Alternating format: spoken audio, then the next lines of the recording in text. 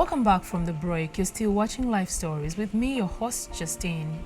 The reason that we do these stories, that could be stories of tragedy, celebratory stories, or stories of survival, is for you to understand that whatever you're going through in your life, it's not exclusive to you. Somebody out there is going through the same thing. We bring you these stories to show you that people have overcome tragedy and are living testaments of hope, courage, faith. Because truth be told, each of us needs a dose of either virtue in our day-to-day living. Rape is the most dehumanizing thing that there is. I am a woman and I'm telling you, rape is the highest degree of abuse. So when I heard the one-on-one with these girls that were 7 years old, 8 years old, 9 years old, none of them was above 11 when they were abducted, but they were captives.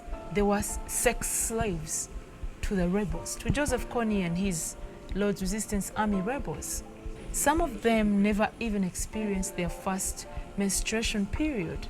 They simply got pregnant. I have a baby sister, Joanna. She's only 12.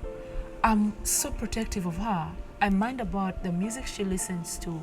I mind about what she sees on TV. I mind about what she says and what the people around her say. Because in my eyes, she's just innocence itself. Yet she's 12. But these girls were taken when they were younger than her. So when I sat down to listen to them, I was damaged a million times. I was broken. And it's really, really sad that these things happen to them. And it's just shocking that today they have the hope, the courage, the faith to see life anew. And personally, I think for this particular story, it's only God that can comprehend. How did you end up becoming Joseph Kony's wife? Sudan, 1997. It was after we had reached the Sudan, and that was in 1997. That is when I became his wife. How exactly did it come about? When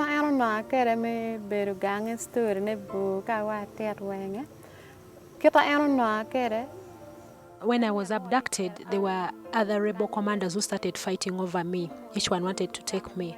So when they failed to agree, they started beating me up, that I would rather die than any one of them taking them. So it was during that time that I was being beaten so badly that Kony himself came. And when he came, the others ran away. That's how he picked me. He took me to his home. I first became a babysitter to one of his children called Salim. And it was from then on that eventually I became his wife. What age were you when you became Kony's wife? I had turned 15 then. At some point you became a soldier and stopped being a wife. I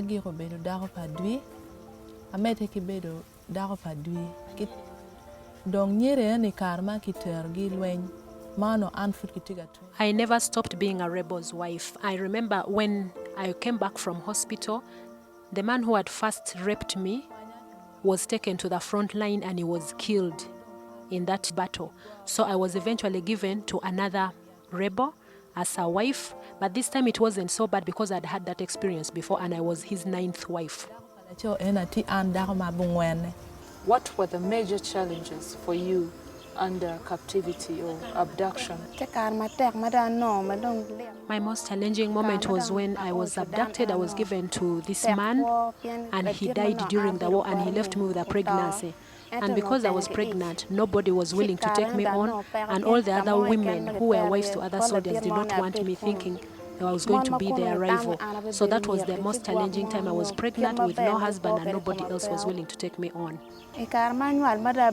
I eventually gave birth to my child. When the child was 3 months old, I was given to another man to become his wife. When I refused, I was given 300 lashes for disobeying that order. Florence, how did you have the children in captivity? When I turned 14 in the bush, I was given to a man, and that is where I had my 2 children from. What is your relationship with your family, your immediate family?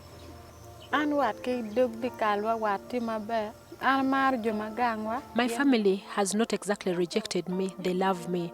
but they still have a problem with the kids that I bore with Kony, because they always say that Kony killed so many people, there's no way you can come home with his children. So that one hurts me, because there's no way I can do away with the children. They are mine. Even when I got them under those circumstances, they are still my children. So that remains a challenge to me. I cannot go back to my family because of the children I have. And I'm also afraid of the community. If I went back and they realized that those are Kony's children, something bad would happen to them. So I end up staying in town because of that fear that the children will not be accepted. How does one even want to live again after that? I could talk forever when it comes to the stories of the former child rebel wives, but one thing that challenged me and left a permanent mark on me is the fact that these women love their children.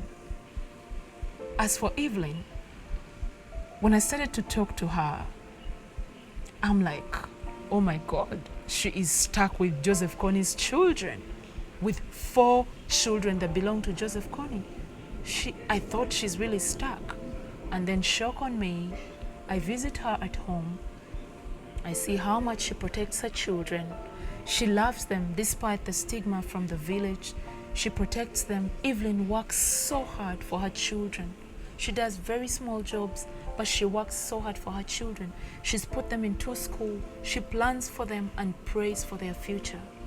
It is so amazing how resilient these women are. They pushed on from the worst of conditions, but can still find love. But today they choose to forgive. Today they're here. They are grabbing life like they should and moving on. There isn't anything to describe that. It's not there. An kita kuo kere. Ma chiel da ngero ba da ngeo ker me timo kisa. Ki jomo tima maraj pien ti jomo ken mano ku berka ona e. The first thing I did, I accepted the Lord.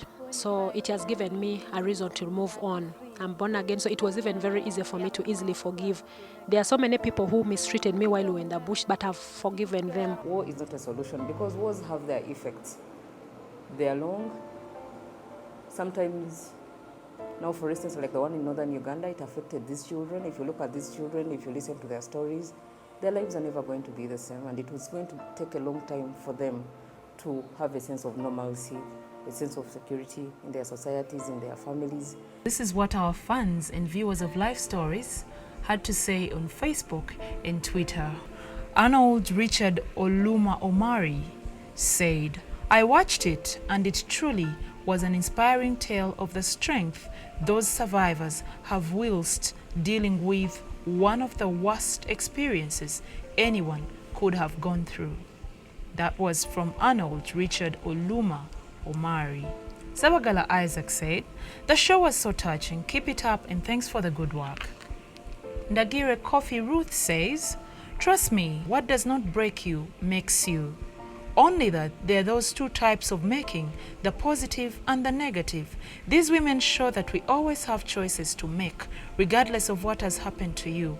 I'm actually challenged not to ever lose hope or even give up on life. Your show is one of the most interesting shows in the world." Consolate Namialo says, "It is a tough world. Thank God for the courage and faith they have." And about the former child soldiers, Okot Walter said, "Thank you so much, Life Stories, for filming these guys from home. These stories are very sad.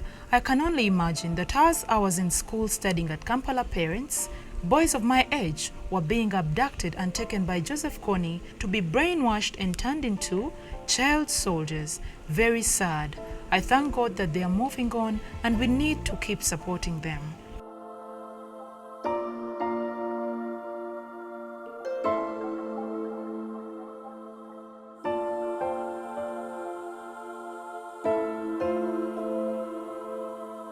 No reason is worthy enough for us to fight amongst ourselves. For the sake of what happened in northern Uganda, let us vow never to let war happen again in this nation. I know that we can as a country. I know that we as Ugandans can maintain our peace. This lesson need not be taught twice. Affliction need not arise a second time. We are for peace, and whenever some people come up and want to cause discord amongst us, we should arise strongly against them. We fight for peace because in fighting for peace, we ensure that our children and children's children's future is securely in harmony. For God and my country, God bless Uganda.